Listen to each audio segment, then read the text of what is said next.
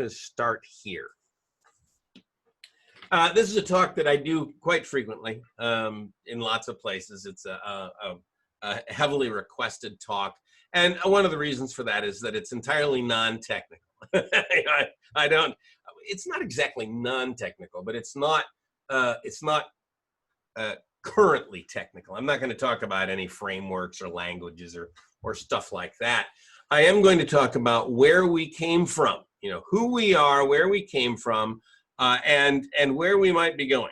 So this is the history of programming followed by the future of programming in some sense. And we're going to start way back in time before the 1940s. We're going to go all the way back to 1936. We could go back farther than that, but I probably will reference a little bit beyond that. But 1936 and then into the 1940s is where things really began.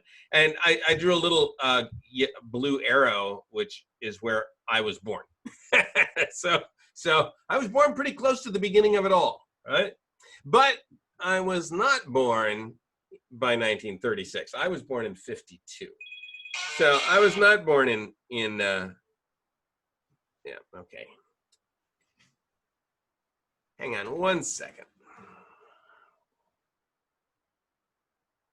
Hi. No, I'm fine. I've got to scrub that flight. Okay, sounds good. Thanks, Callie. Yeah, I might do it tomorrow. Okay. All right, I'll let you know. Thanks, Callie. Bye. Okay, sorry about that. You all got to see me on the phone canceling a flight that I was going to do today because it's nice and cloudy outside, and I wanted to do my some IFR practice, some instrument flight practice. And of course, you want to do that when it's cloudy out, but it's a little too cloudy and the clouds are a little too low, so I think maybe I'll do it tomorrow. Anyway, 1936. In 1936, this guy here wrote a paper, Alan Turing.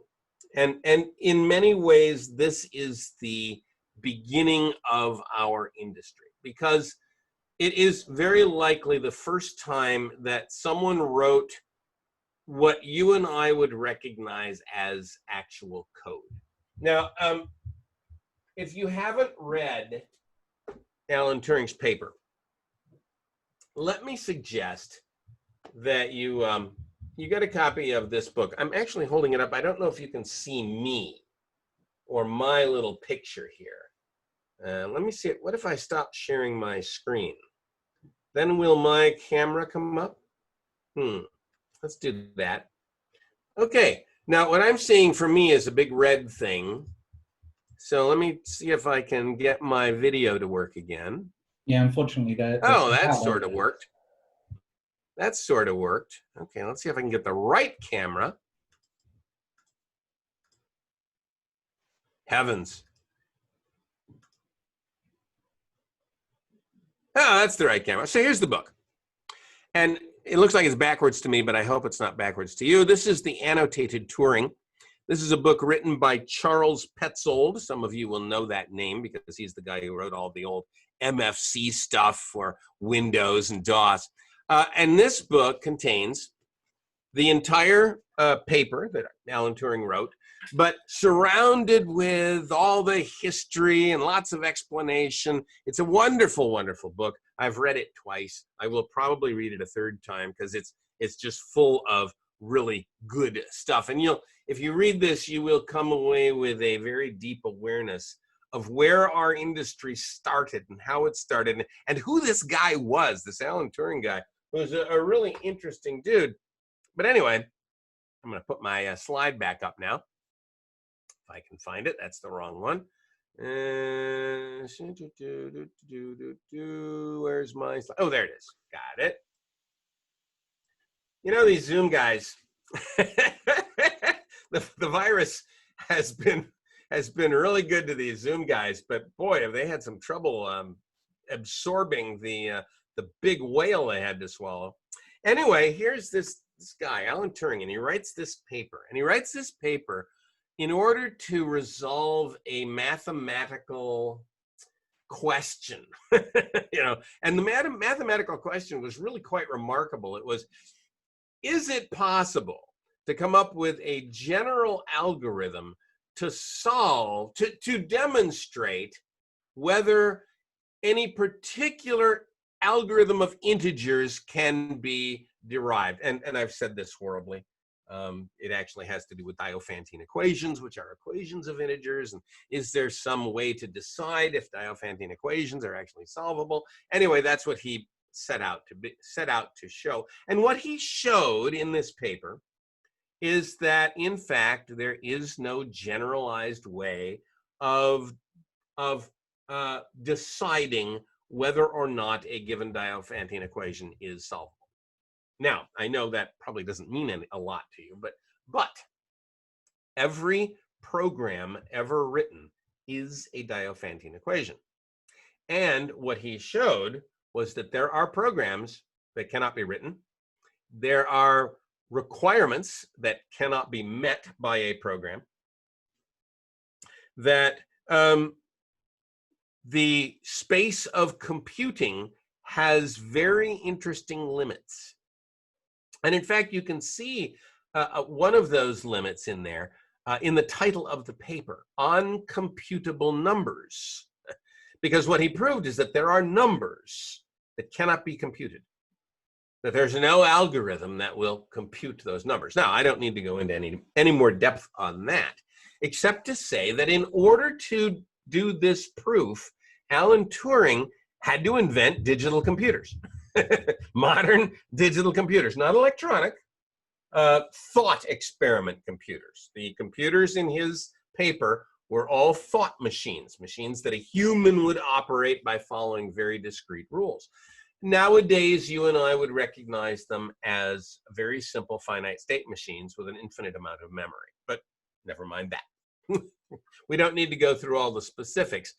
Suffice it to say that in his paper, he wrote what amounts to code. And that in writing that code, he invented concepts like assembly language, macros, subroutine calls. Well, I don't need to go through all of that. If you read that stuff, you're going to look at it and go, he had to invent all this stuff. Now, it probably would have ended there had it not been for World War II. In World War II, there was this problem with the Enigma coding machine. You all know the story, right? The Germans had this really fancy machine, and it encoded everything, and no one knew how to break the code. And along comes Alan Turing and the whole guys at Bletchley Park, and they worked out a way to break that code by using computers. Now, Alan Turing was a perfect guy to work on this because he had thought through all this computer stuff. Unfortunately, the kind of device they were using for their computers was what you're seeing in front of you here, a relay. What's a relay? Well, you can kind of see what a relay is. That's an electromagnet coil and a little lever. And if you energize that coil, it becomes a magnet, and it attracts that little arm that's on that lever, right? And that will move those little switch contacts down at the bottom so that it makes contact or breaks contact. It was called a relay because it was used for Morse code, right? And Morse code signals would travel down a wire for a mile or two, and then they'd get so weak they couldn't work anymore. So you'd put a relay in there and power it with another battery, and that would kind of echo it down the line a little bit more. And then you put another, and so it relayed the signal down the line. Well, turns out that relays can work in much more complicated ways because they can open circuits and close circuits. And now comes a very interesting fact. Every computer ever made could have been made from two components. That's all you need is two. One of them must be not an inverter, to take a 1 and turn it to a 0, or a 0 and turn it to a 1. The other has to be either and or, doesn't matter which. And from those two components, not and, you can make any computer ever. A relay is sufficient. A relay has a not function because you can open a circuit when you energize the relay. And you can do ORs really easy by tying two wires together. So in the end, a relay can be a full functioning computer can be built out of relays. Now, the problem with relays is that they're slow, right? They will operate maybe 10 cycles a second, which is really fast compared to a human, but not very fast compared to what we're used to. So although they were able to use relays to break the Enigma code, it took a lot of relay cycles to do it. Right? Now, they knew about vacuum tubes back then, and they wanted to use vacuum tubes because vacuum tubes can behave like a relay. Just like that, you can energize a vacuum tube and cause current to flow or not to flow. You've got a not function. So you could build a whole computer out of vacuum tubes. The problem with vacuum tubes in those days, though, is that they weren't mass produced. They were unreliable. They were power hogs. And if you built anything out of 50 tubes, one of those tubes would always be failing at some point within an hour or so. So the mean lifetime of the tubes was very low. And in fact, they really never got, they tried over and over, but they really never got a vacuum tube computer working during the war. Close to the end of the war, they started to, but even then it didn't really work out. So it wasn't until 45, right at the end of the war, where they actually finally got a real vacuum tube computer working. This is the automated computing engine. Alan Turing was one of the first programmers, probably the first programmer on that computer. It had a 22-bit word. It was a binary machine, used binary math, 22-bit word, and 1,024 of those words. and it could operate at tens of thousands of cycles per second, much, much faster than a relay computer. Now, where did they put the memory? Memory was a real big problem in those days. Where the heck do you stick your bits? Well, they worked out this idea of a long tube of mercury, and you put a speaker on one end and a microphone on the other, and you pump your bits into the speaker, and mercury sound waves will move at very high speed through the mercury, because mercury is very dense, so the speed of sound through mercury is really fast. And then the microphone on the other end picks up those sound waves, and then you electronically wrap that around back to the speaker, and you've got rotating memory. And you just pick off the bits in there. So they had 22 of those, and they could fit 1024 bits down the stream of sound waves. And that's how they initially got the memory working. The problem with that was, though, it was not very reliable, right? If a truck went by outside, it shook the mercury and scrambled all the bits. So they eventually replaced the mercury delay lines with cathode ray tube memory. Now, some of you out there remember what a cathode ray tube is. Some of you out there stared at cathode ray tubes for a good long time. Nowadays, of course, there are no cathode ray tubes around, unless you've got an old television set or something. But back in those days, cathode ray tubes were kind of new. And the idea of putting phosphors on the end to make pictures was really new. It turns out you didn't need the phosphors for what they did, although they put them on anyway. What happens with a cathode ray tube is that you've got an electron beam, right? It's still a vacuum tube, and you create this beam of electrons. You can move the beam of electrons with voltage, right? So you put voltage on plates, and it moves the beam of electrons around, which means you can scan the end of the tube. That's how a television works. And it turns out that the electron beam deposits charge on the end of the tube. And the next time the beam sweeps over that, you can detect that residual charge by a little bit of extra impedance in the electron beam. And so the screen has memory. This turned out to be the memory of the automated computing engine. And the great thing about that is that you could look on that screen and see the contents of memory. That, in fact, was Alan Turing's output device. When he wrote programs to calculate numbers, he read those numbers right out of memory, literally, with his eyes, because he could see them on the cathode ray tube, see the bits that he wanted to read. By the way, he did not use octal. He did use binary, but he grouped into groups of 5. So he was using base 32. Now, I told you all of that because I want to impress upon you the remarkable thing that Turing came up with later. He was writing code, real code that you and I would recognize as absolute code, right? Machine language code. He was writing it in binary on this machine, this unreliable, temperamental machine. He was able to write real code. And what kind of code was he writing? Well, when they invented the machine, they hadn't really thought about subroutines, so there was really no way to call a function, especially not recursively. They didn't have a stack. So Alan Turing had to invent the concept of a stack and implement it in machine language so that he could call functions and have them return. Of course, the machine is an integer machine because all machines are integer machines. And so he had to invent the concept of floating point numbers and write a floating point package in binary. There was no assembler, right? No language. Everything he wrote in binary. He had to write. If you've never written a floating point package, you should try that one day. It's a fascinating thing to do. You will gain a lot of respect for Turing's ability to do that in raw binary.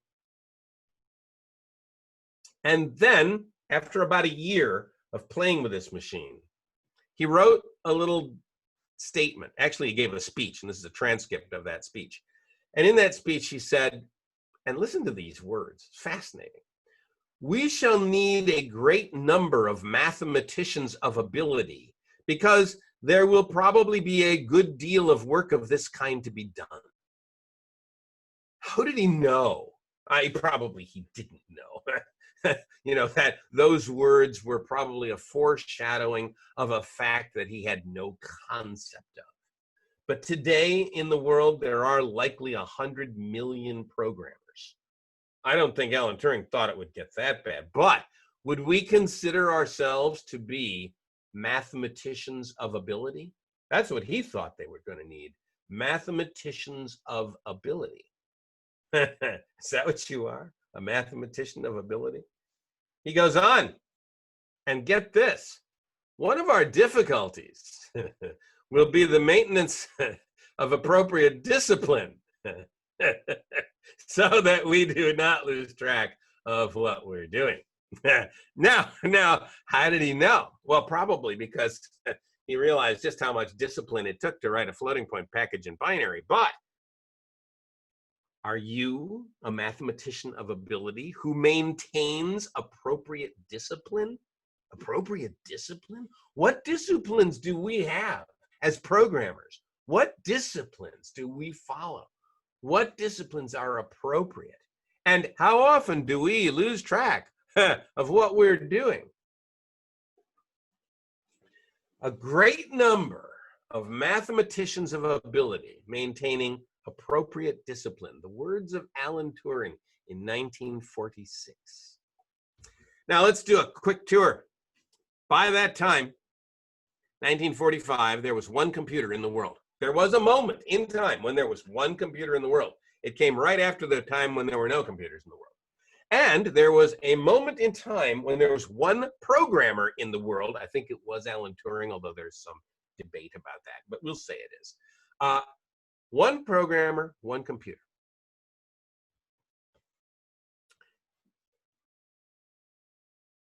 Within 5 years, core memory was in place. Core memory was much better than Mercury delay lines or CRT memory, although very difficult to build. What you're looking at is one of my personal core planes.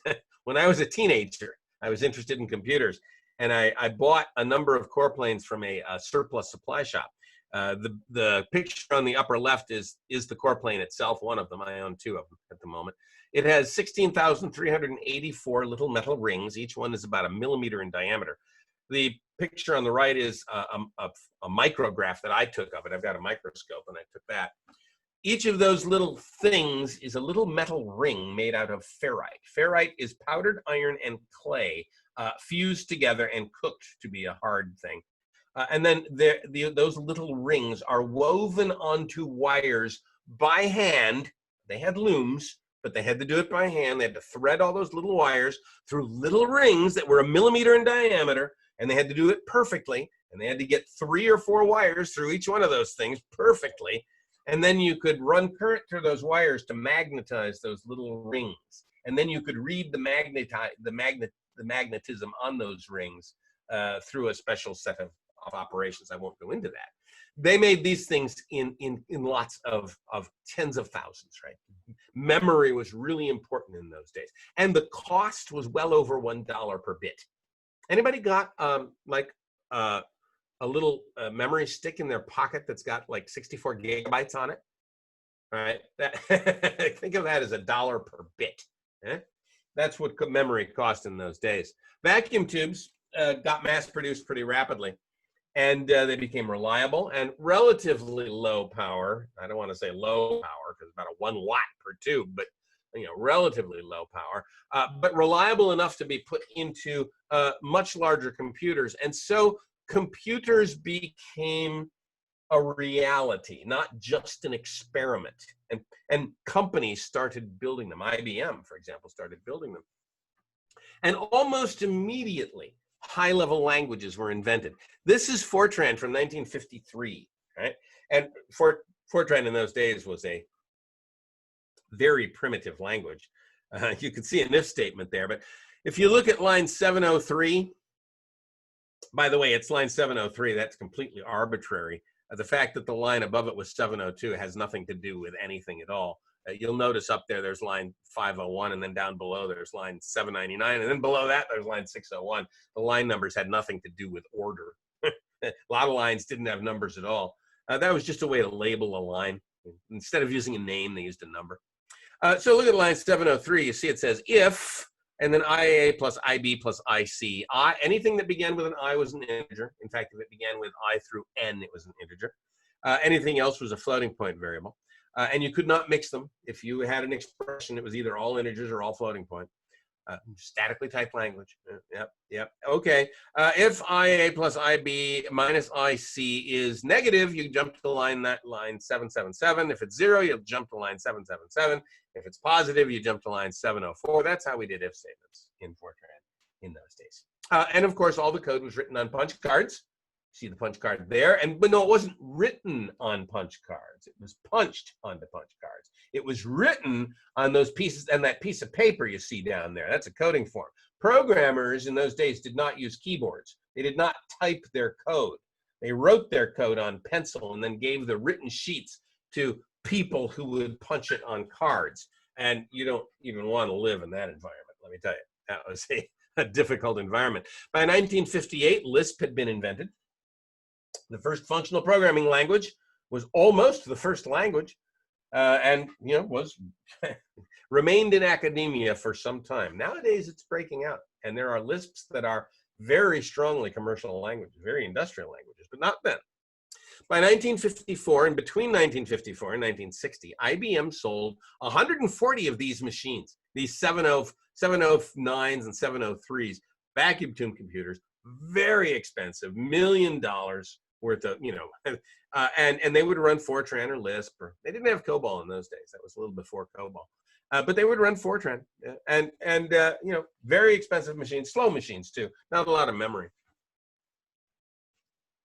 I want to make a point at this juncture that virtually all the programmers early on were women. Alan Turing was one of the exceptions.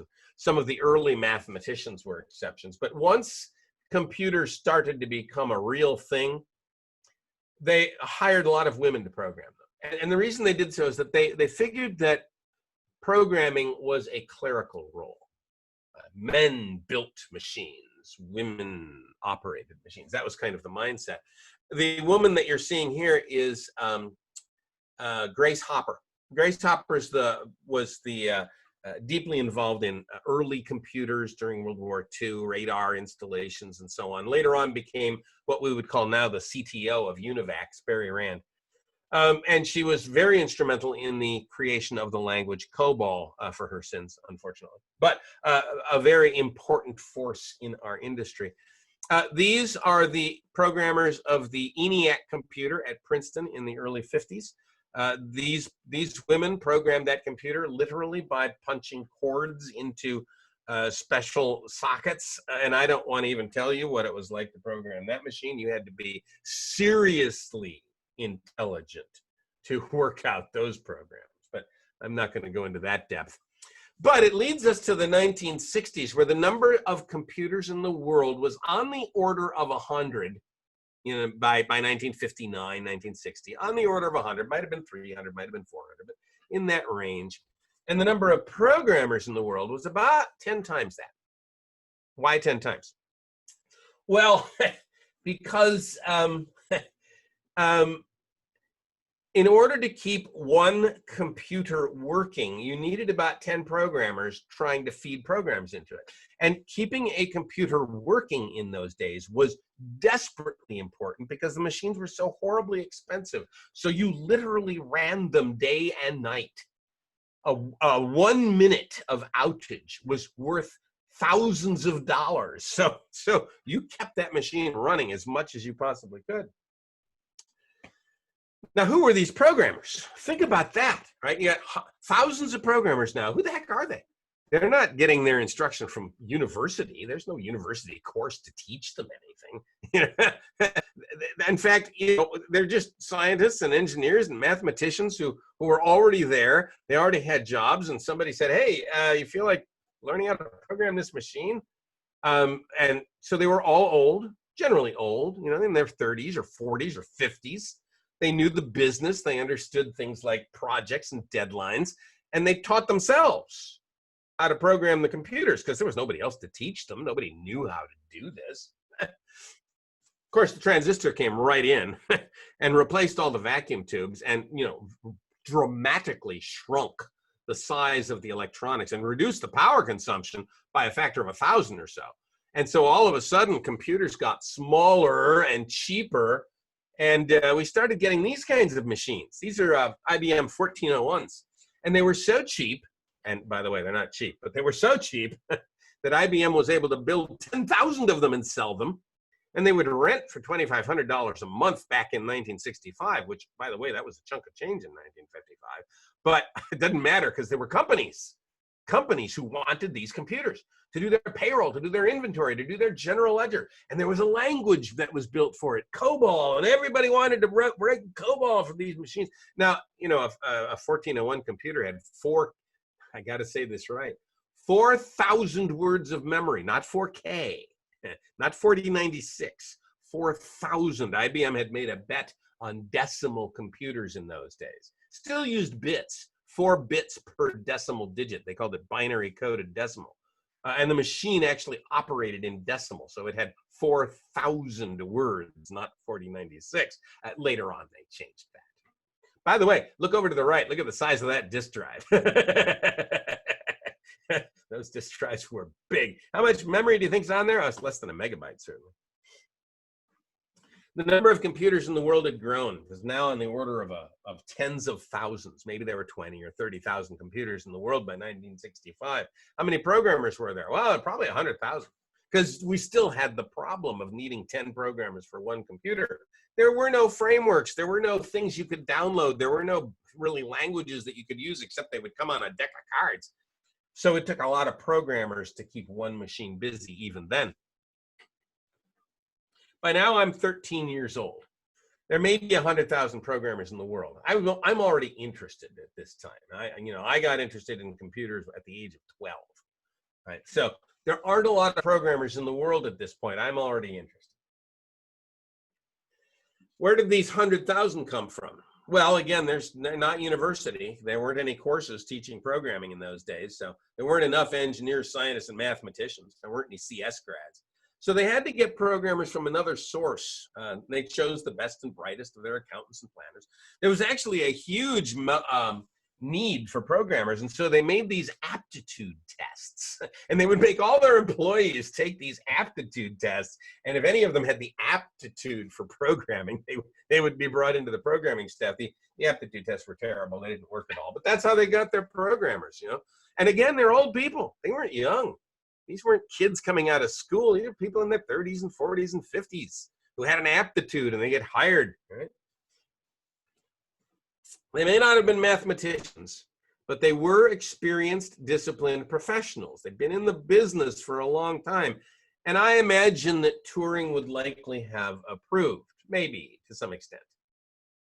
But now the crank was really starting to turn. IBM was starting to produce IBM 360s on an assembly line, 1,000 every month. These were beautiful machines, by the way. I programmed a number of these machines. Lovely machines. Have you ever seen the science fiction movies where the computers have lots of blinking lights? That's an IBM 360. Had a lot of lights on the front panel. Look at that thing. Lights. And a good programmer could debug his program by looking at the pattern of the way the lights blinked on the front panel.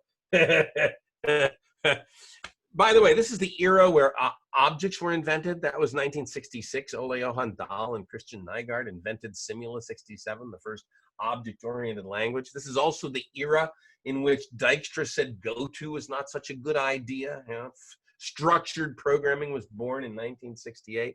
This was the era that C was invented and Unix. Ken Thompson, Dennis Ritchie, working on the 7th floor, stealing time on a computer that wasn't theirs, invented Unix and C because they had nothing better to do. This was a very interesting time when dramatic things that really set the stage for us occurred, almost by accident. We get into the 70s and now the mini computer is born, and Digital Equipment Corporation was in its heyday, building tens of thousands of these computers. There were 50,000 PDP-8s. I don't know how many PDP-11s they made, but it must have been in the hundreds of thousands. Just computers were starting to pour out of every orifice of these companies' bodies. By the 1970s, the number of computers in the world was well into the hundreds of thousands, right? Probably pushing 1 million. And the number of programmers, well, still about 10 times as many programmers as computers, because you still had almost no operating systems, no frameworks, no code that you could borrow or steal from anybody else. If the code executed, you wrote it. Every instruction on those computers, you wrote. Where'd those programmers come from? Now there's 1 million of them. By 1970s, millions of programmers. Where the heck did they come from? Hundreds of thousands of computers, 1 million programmers. Who were they? Yeah, well, I was one of them. I got hired at the age of, actually, I was 16 when I got my first job as a programmer, but it didn't last very long. I was still in high school. It was 18 when I got my permanent career started as a programmer. Never went to college because they still weren't really teaching computer science. Oh, some universities were by that time. And in fact, that's where most of the programmers were suddenly coming from. Hordes and hordes of new grads pouring out of CS and EE programs were just flooding the market. And they all had something in common. Yeah, we were all stupidly young and almost all male. Why that's true, I don't know, but it was true. The demographics shifted from women to men in the course of less than a decade, and probably because of who was graduating from all these courses. My first job as a programmer, there were about 24 programmers, most in their 30s or 40s or 50s, and some old guys in there. I call them old now. But half of them were women. The first job I had, half of them were women. They were all a lot older than I was. In fact, they called us, they called my friend and I went there together at this place. I got jobs together at the age of 18. They called my friend the Boy Wonder. I came in later than him, so I was Boy Wonder too. We were young, impossibly stupid and young, but the demographics was about half women. Within 10 years, though, I was working at another company that had 50 programmers, all of us in our 20s or 30s, and 3 were women. And hardly, what happened? I don't know. I'm not going to even try and guess. But you can see the curve. That red line is the number of women in computer science compared to the green lines, which are the normal technical subjects. Right? Something weird happened in the 70s and 80s. With all these hordes of young men pouring out of school, businesses soaked them up like a sponge, right? Businesses had to have programmers. And although they were young and stupid, what they lacked in discipline, they made up for with energy. We were idiots in those days. We would work 80 hours a week and love it and think that it made us dedicated employees. We learned after a while that working 80 hours does not actually endear you to anyone, and we were cheap. My first job as a programmer, I was making $6,800 a year. Woohoo, man. That was one heck of a rate of. No, but actually, it was. You know, for an 18-year-old, that was an infinite amount of money. I was still living at home.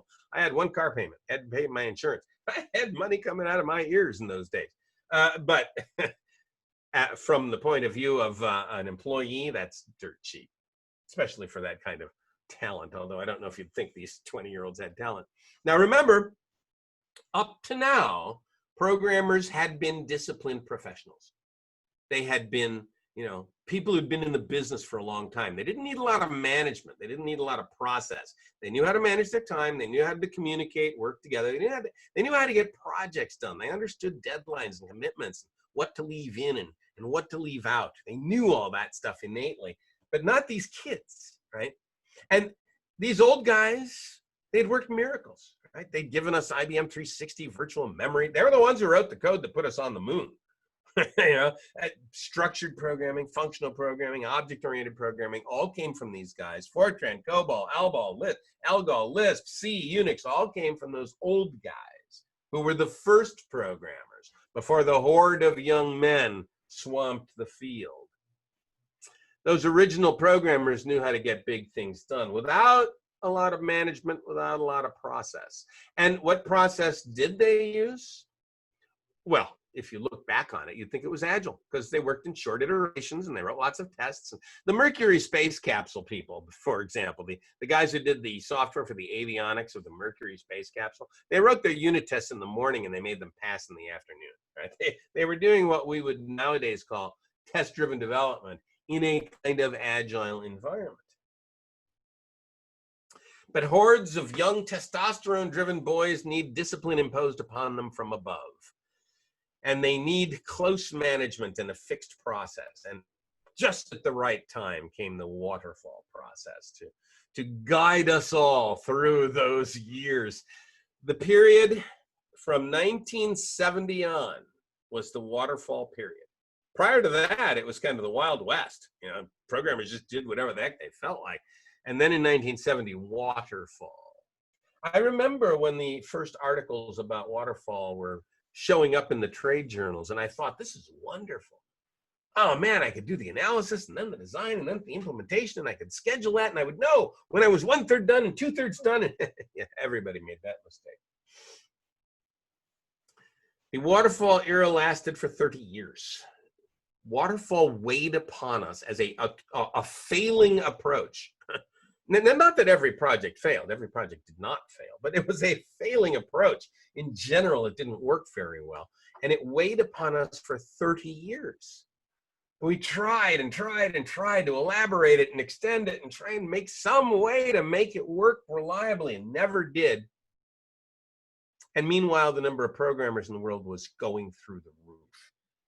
One of the reasons we couldn't really make progress on waterfall, on improving it, or on even thinking outside the box, is that the number of programmers was just exploding. How many programmers are there in the world today? Let's say it's 100 million. It's not an outlandish number. You know, it might be 20 million, might be 50 million, might be 100 million. It doesn't really matter. How many were there in 1945? 1. How do you get from 1 to 100 million in 73 years?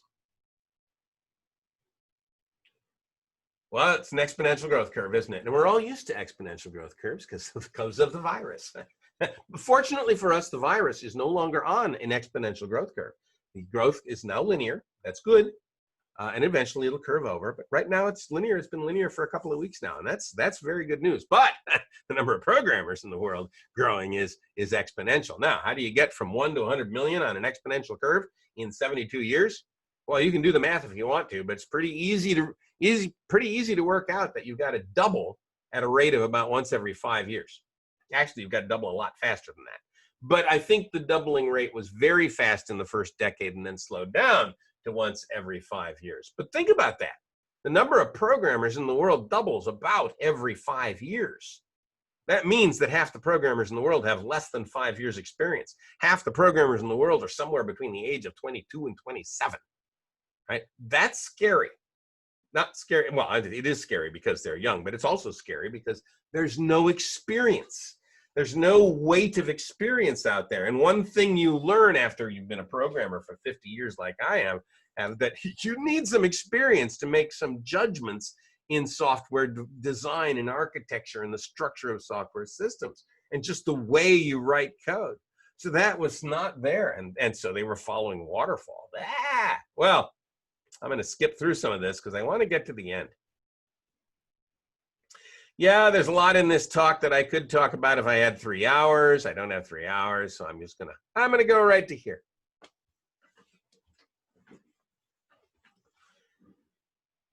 We're headed for a disaster. We haven't hit the disaster yet, although there have been plenty of echoes. The 737 MAX is a really good echo right there. Right? That was a software problem. Oh, no, there were hardware components to it, no doubt, but the fix is almost entirely a software fix. And if the software had been written better, those airplanes would not have crashed. That's a problem. And that was a problem that cost us, hundreds of lives and literally ruined an industry that then was later completely ruined by the virus, but never mind that. Boeing might have recovered. Now it's not clear how they're going to recover, but maybe they will. Who knows? It's going to be a tough one. But that was just one of the incidents that has occurred. Think about the problem of Toyota's cars accelerating out of control and killing people. That was a software problem, or the much worse problem of the programmers lying and cheating to the California Environmental Protection Agency by writing code in the Volkswagens that could detect when they were on environmental test stands and would then change their emissions. Right, that was bad. And you could think about the fiasco of Night Capital, where one guy did something stupid and lost $450 million in 45 minutes. Or you could think of the Americans who are listening can think of healthcare.gov in 2013. Whatever it is, there have been enough echoes of the disaster to come that we ought to be paying pretty close attention to it, because that sometime not too far away, some software guy is going to do some dumb thing and kill 10,000 people at a shot. And why? Why? Because our society has become inextricably dependent upon software. No one can do anything in our society without software. I mean, look around you. Look around the room you're in. Look on your body, right? How many computers do you have right now in your pocket, on your body, right? And it's probably a fair number. I mean, do your car keys have a computer in them? Mine do. I've got 2 car keys on my keychain right now, computers in them. I have an iPhone on my hip, and I don't know how many computers are in the iPhone, but the thing that really gets me is that the battery case has a computer in it. You can't brush your teeth without a computer running that damn electric toothbrush. You can't microwave a hot dog. You can't wash your dishes. You can't wash your clothes or dry your clothes. You can't drive a car. You can't use the telephone. You can't watch TV. You can't buy anything. You can't sell anything. You can't pass a law. You can't enforce a law. Nothing happens in our society without software being right in the middle of it all. And one day something horrible is going to happen. Some programmer is going to do one dumb thing and kill 10,000 people, at which point the politicians of the world will rise up in righteous indignation, and they will say, how could you have let this happen? And we'd better have an answer for it. Because if our answer is, oh yeah, my boss told me it had to be done on Tuesday, if that's our answer, then the politicians will do what they must. They will legislate. They will pass laws.